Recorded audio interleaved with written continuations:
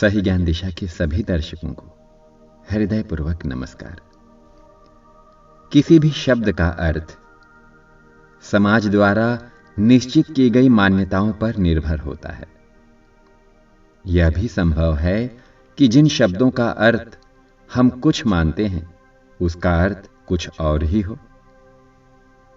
आजकल प्रायः बच्चे पिताजी को पप्पा बोलते हैं। उत्तर भारत में दादाजी को दद्दा, नाना जी को नन्ना बोला जाता है। छोटे बच्चों को लल्ला बोला जाता है। ये चारों शब्द पूर्णतः व्यावहारिक हैं। संभवतः हर भारतीय इन शब्दों से परिचित ही होगा।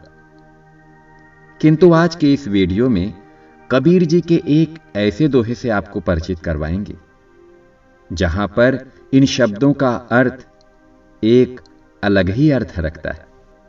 इस दोहे में पप्पा का अर्थ पिताजी नहीं, दद्दा का अर्थ दादाजी नहीं, नन्ना का अर्थ नाना जी नहीं और लल्ला का अर्थ बच्चा नहीं।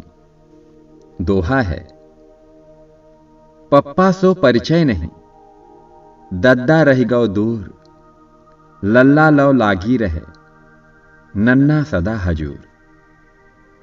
यह दोहा शायद ही आपने आज से पहले सुना होगा। इसमें पप्पा का अर्थ पुण्य, दद्दा का अर्थ दाता, लल्ला का अर्थ लालच और नन्ना का अर्थ नश्वरता है। सुनकर आश्चर्य लगता है, लेकिन इन शब्दों का इस दोहे में यही अर्थ है। दोहे का अर्थ पामर मनुष्यों को सचेत करते हुए है कि पुण्य कर्मों से परिचय तक नहीं है। ज्ञान के दाता सद्गुरु से भी बहुत दूर हैं।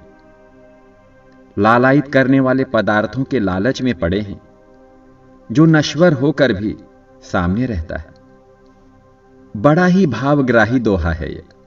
यदि यह दोहा आत्मसात हो जाए तो व्यक्ति संसार के सुखों की पोल जानकर भवसागर को सहज ही तर जाएगा।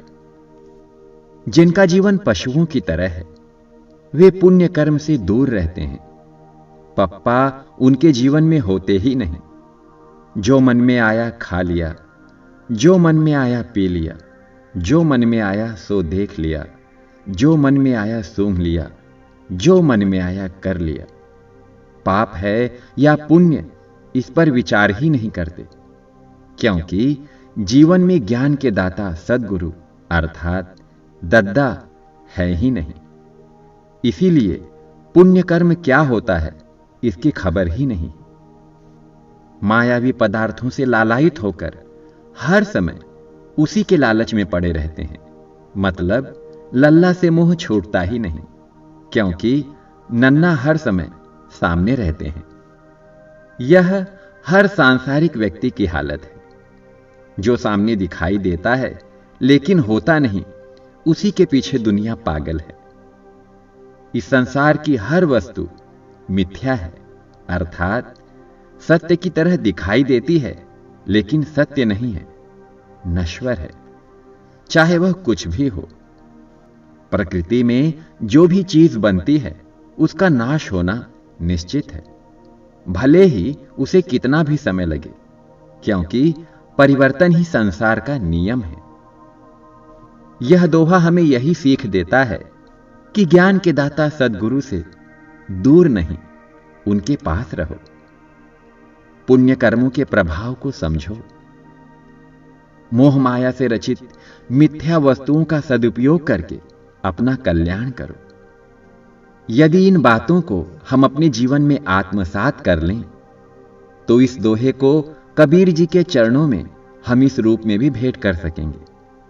पप्पा सो परिचय हुआ, दद्दा हमरे पास, लल्ला लव अब ना रहे, नन्ना हमरो दास। अर्थात पुण्य कर्मों से परिचय हुआ क्योंकि मैं सद्गुरु के पास हूं।